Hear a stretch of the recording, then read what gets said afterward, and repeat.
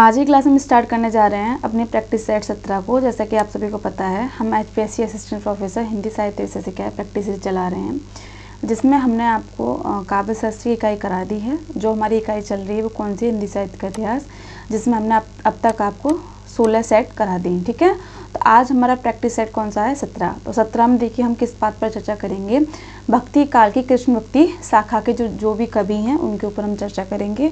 तो चलते हम अपने पहले प्रश्न की ओर। तो पहला प्रश्न क्या है कि सूर सारावली में कितने छंद हैं। सबसे पहली बात कि सूर सारावली किसकी रचना है। जैसा कि आपने पिछली क्लास देखी होगी तो आपको पता चल ही गया होगा कि सूरसागर के सूरदास के संबंध में क्या है, हम यहाँ पर प्रश्न कर रहे हैं। ठीक है, तो जो सूरदास हैं किसकी कृति है, ये सूरदास। ठीक है, सूर सारावली के साथ साथ इनकी कृति और कौन कौन सी हैं ये भी देख लेते हैं। सूरसागर और साहित्य लहरी। ठीक, चलते हैं अपने प्रश्न की तरफ कि सूर सारावली में कितने छंद हैं। ऑप्शन है 1107, 1098, 1100 या 1000। ठीक है, तो अगर हम बात करें सूर सारावली की, तो सूर सारावली में देखिए 1107 क्या है, छंद मिलते हैं। ठीक है, तो इसमें क्या है, इस ग्रंथ में संसार को होली का रूपक मानकर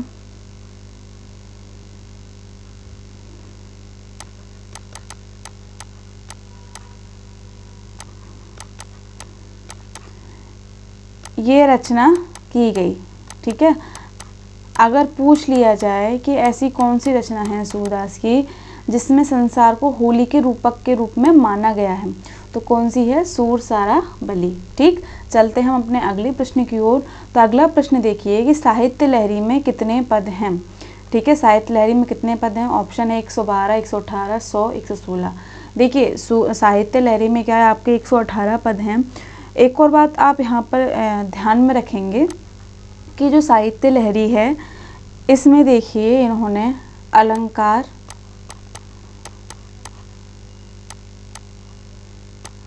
नायिका वेद, नीति का वर्णन किया है। अगर पूछ लिया जाए कि सूरदास की ऐसी कौन सी रचना है जिसमें अलंकार, नायिका वेद या नीति रीति का वर्णन देखने को मिलता है, तो कौन सी रचना है, वो साहित्य लहरी। और साहित्य लहरी में कितने पद हैं, तो 118 दृष्टिकूट पद हैं। ध्यान रखेंगे, ये प्रश्न बनता है। ठीक है, चलते हैं अपने अगले प्रश्न की ओर। तो अगला प्रश्न देखें कि सूरसागर का उपजीव्य ग्रंथ है। महत्वपूर्ण प्रश्न है, देखिए कन्फ्यूजन इसमें क्या होती है, भागवत पुराण और श्रीमद् भगवत गीता में। ठीक है, तो अगर हम बात करें कि सूरसागर का उपजीव्य ग्रंथ है, भागवत पुराण है, श्रीमद् भगवत गीता है, विष्णु पुराण है, गरुड़ पुराण है, तो देखिए इसका जो उपजीव्य ग्रंथ है वो क्या है, भागवत पुराण। ठीक है, इसमें कितने स्कंद हैं, 12 स्कंद, याद रखेंगे आप। ठीक, चलते हैं हम अपने अगले प्रश्न की ओर। अगला प्रश्न देखें क्या कह रहा है कि सूरसागर की प्रतिलिपि कहाँ पर है। देखिए सबसे पहले प्रश्न समझेंगे। पहली बात तो हम यहाँ ये समझें कि सूरसागर में कितने पद हैं। तो देखिए जो विद्वान हैं उनका मानना है कि इसमें 5000 पद हैं। ठीक है, लेकिन अगर हम बात करें जिस पे सर्वसम्मति मिली है तो 4936 पद हैं, जिसमें से सिर्फ कुछ पद ही प्राप्त हुए हैं। ये आप ध्यान रखेंगे। ठीक है, अगर पद पूछे जाएं तो आप कितने पर निशान लगाएंगे, 4936 पर। ठीक है, अब देखिए कि सूरसागर की जो प्राचीनतम प्रतिलिपि है तो वो कहाँ पर है। महत्वपूर्ण प्रश्न है, मथुरा में है, वृंदावन में है, मेवाड़ में है या द्वारिका में। तो देखिए सूरसागर की जो प्राचीनतम प्रतिलिपि है कहाँ है, मेवाड़ में है ना, कहाँ है, मेवाड़ में। आप कंफ्यूज नहीं होंगे क्योंकि आधे बच्चे या तो मथुरा लगाएंगे या वृंदावन या द्वारिका, लेकिन कहाँ है इसकी प्राचीनतम प्रतिलिपि, मेवाड़ में। अब मेवाड़ में किस जगह है ये भी आपको पता होना चाहिए, नाथ द्वारा, नाथ द्वारा। ठीक है, के सरस्वती भंडार में है, याद रखेंगे। ठीक, अगर हम बात करें सूरसागर की, तो देखिए इसकी कितनी प्रतिलिपियां आपको प्राप्त होती हैं, इसकी कितनी प्रतिलिपियां प्राप्त होती हैं आपको 100 से अधिक प्रतिलिपियां, यानी कि 100 प्लस प्रतिलिपियां प्राप्त होती हैं, जिसमें जो टाइम पीरियड इन्होंने बताया है 1685 से लेकर 19वीं शताब्दी तक का वर्णन देखने को मिलता है। ठीक है, तो आपने देखिए सबसे पहले आपने हाँ ये जाना कि सूरसागर में देखिए 5000 पद हैं। अगर हम सर्वसम्मति की बात करें तो कितने पद हैं इसमें, 4936 पदों को सभी विद्वानों ने सर्वसम्मति प्रदान की है। ठीक है, अगर प्राचीनतम प्रतिलिपियों की बात करें तो ये कहाँ पर प्राप्त हैं, मेवाड़ के नाथ द्वारा सरस्वती भंडार में है। अगर हम बात करें कि सूरसागर की कितनी प्रतिलिपियां मिलती हैं, ठीक है, ये तो सबसे प्राचीन होगी जो मेवाड़ में मिलती हैं। 100 से अधिक प्रतिलिपियां मिलती हैं, जिसमें टाइम पीरियड 1685 से लेकर 19वीं शताब्दी तक का देखने को मिलता है। ध्यान रखेंगे चीज़ें। ठीक है, चलते हैं हम अपने अगले प्रश्न की ओर। अगला प्रश्न देखें कि सूरसागर में कितने स्कंध हैं। जैसा कि मैंने आपको बताया कि इसका जो उपजीव्य ग्रंथ है आधार, जैसे देखिए कल की क्लास में मैंने आपको बताया था, जब कोई व्यक्ति कोई रचना करता है, ठीक है, तो सबसे पहले उसके बारे में पढ़ता है।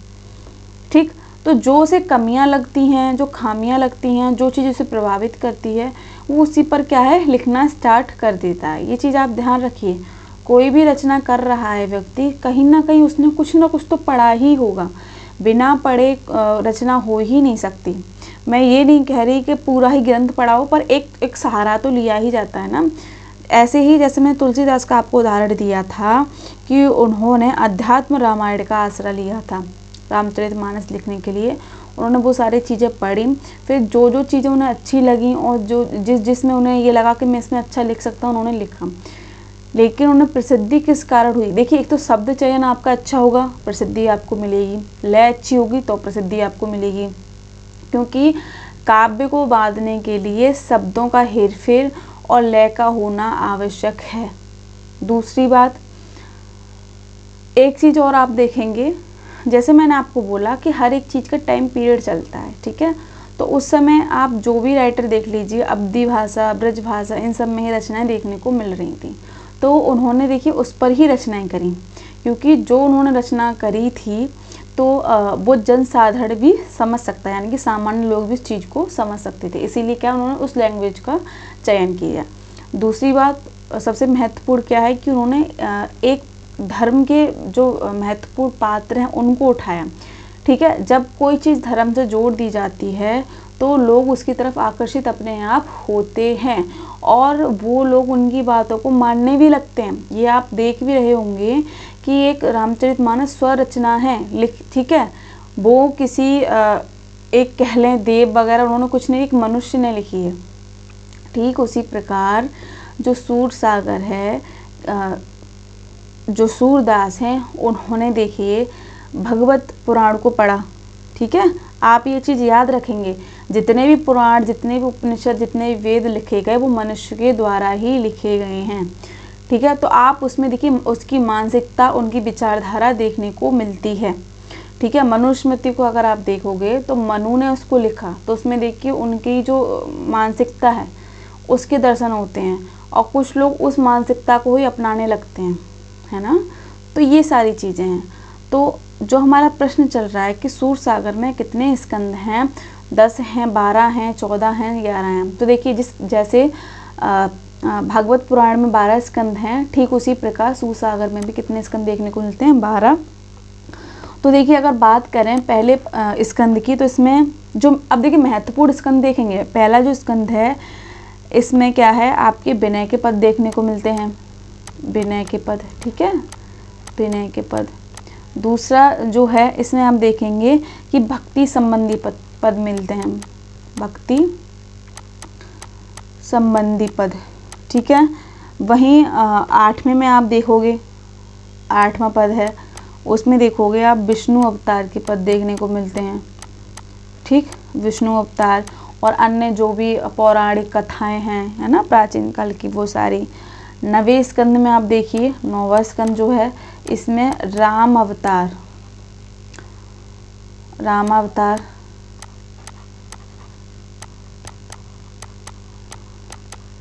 के संबंध में आपको पद देखने को मिलेंगे। ठीक है, जो 10वां स्कंद है ये महत्वपूर्ण है, ये सबसे ज़्यादा महत्वपूर्ण है क्योंकि इसमें देखिए श्री कृष्ण के बाल जीवन और द्वारिका गमन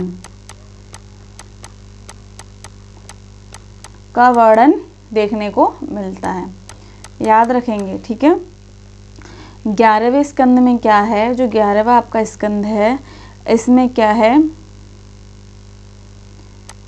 श्री कृष्ण द्वारा उद्धव को बद्रिकाश्रम भेजना। ठीक है, तो इसका वर्णन देखने को मिलता है। 12वें स्कंद में आप देखेंगे तो 12वें स्कंद महत्वपूर्ण है, इसमें आप बौद्धावतार,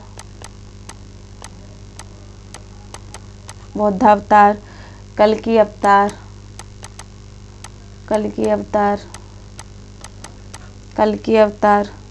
राजा परीक्षित।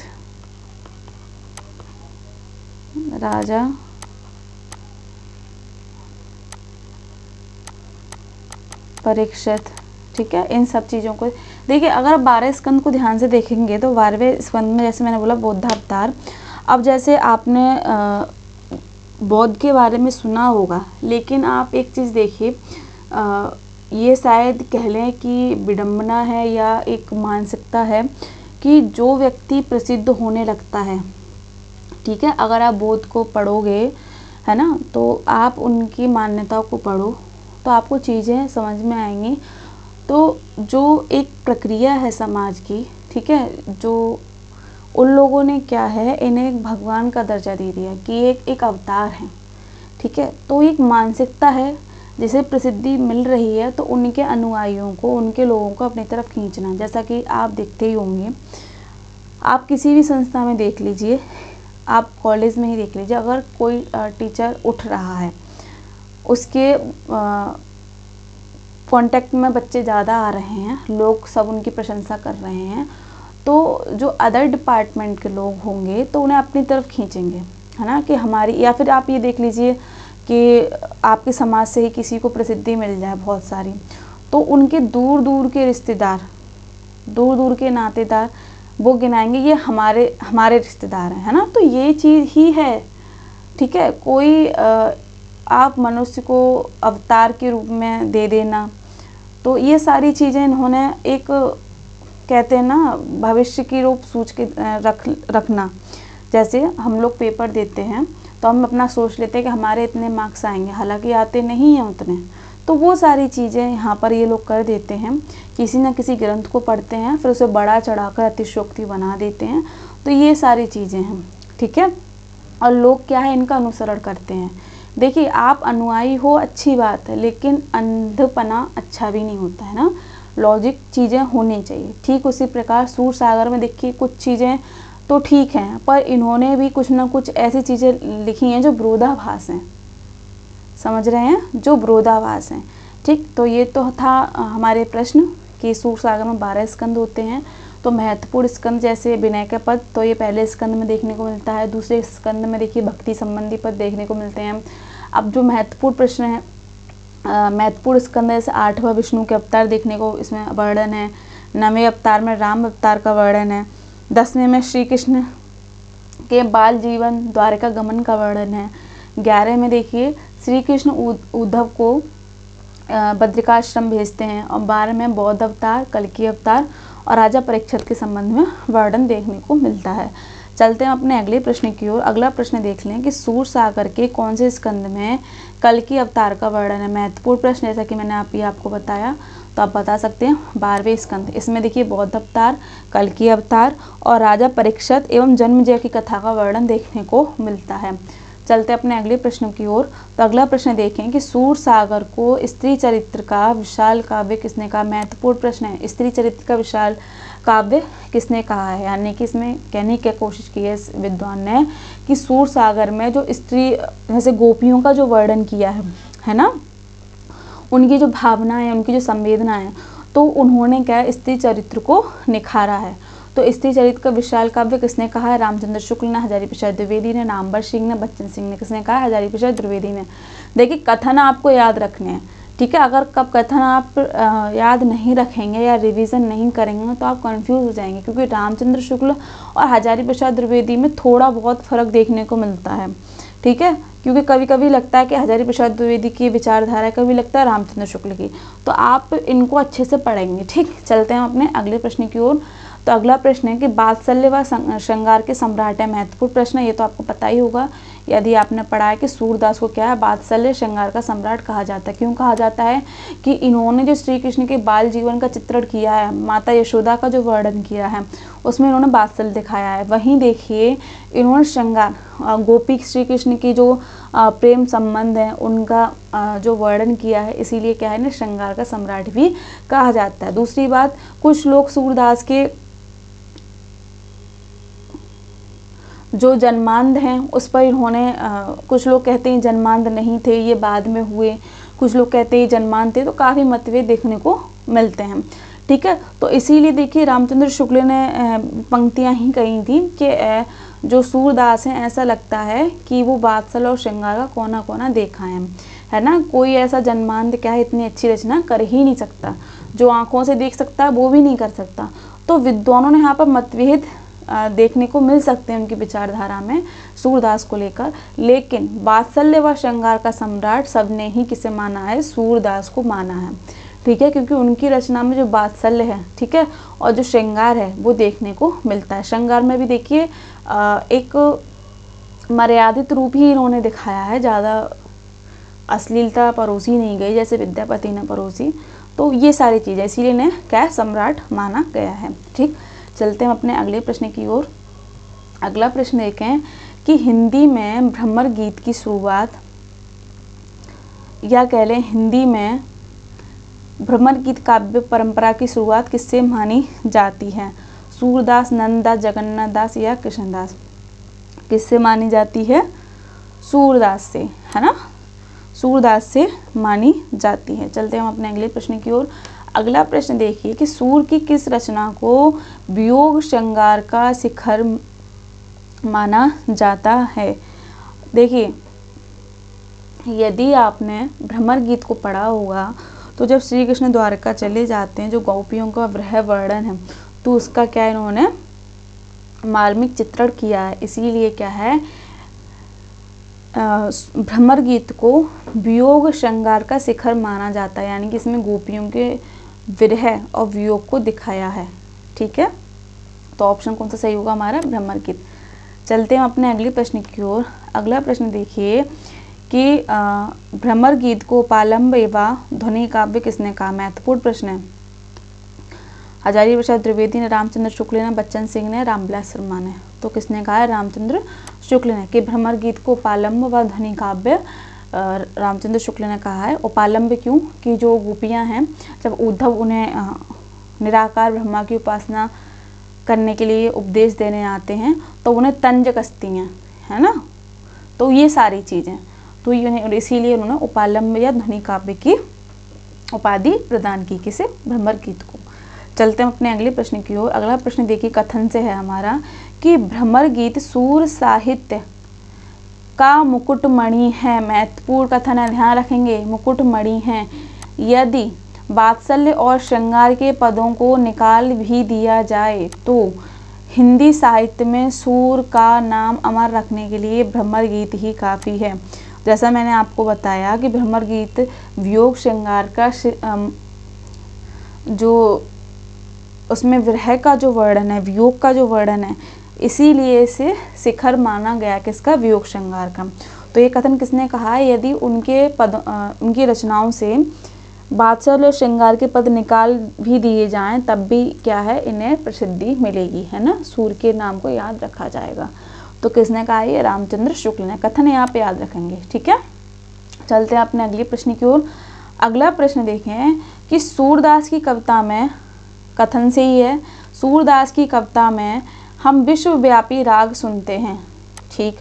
वह राग मनुष्य के हृदय के सूक्ष्म उद्गार हैं। यानी कि इस विद्वान ने क्या कहा है कि सूरदास की जो कविताएं हैं उसमें विश्वव्यापी राग सुनते हैं, वह राग मनुष्य के हृदय का सूक्ष्म उद्गार है, ठीक। तो ये कथन किसने कहा है? रामकुमार वर्मा ने। कंफ्यूज नहीं होंगे यहाँ पर आप, ठीक है, रामकुमार वर्मा ने। चलते हम अपने अगले प्रश्न की ओर कि रास पंचाध्यायी किसकी कृति है? महत्वपूर्ण प्रश्न। रास पंचाध्यायी किसकी कृति है?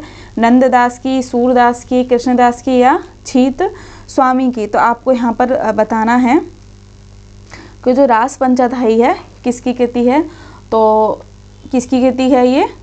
नंददास की, नंददास की, ठीक है। और ये किस पर आधारित है? अगर हम बात करें रास पंचाध्यायी, ये रोला छंद में लिखी गई है। किसमें? रोला छंद में लिखी गई है, ठीक है। और ये कितने भागों में विभाजित है? 5 भागों में विभाजित है। याद रखेंगे, 5 भागों में विभाजित है, ठीक। तो आपको ये चीज़ पता होनी चाहिए। इसमें देखिए क्या है, रास लीला का वर्णन किया है, यानी कि जो श्री कृष्ण गोपियों के संग रास रचाते थे उसका वर्णन देखने को मिलता है। प्लस क्या है इसमें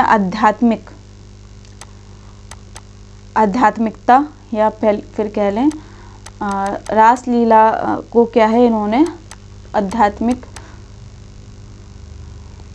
के रूप में देखा है, अध्यात्म के रूप में देखा है। तो इसमें देखिए आध्यात्मिकता का रंग भी देखने को मिलता है।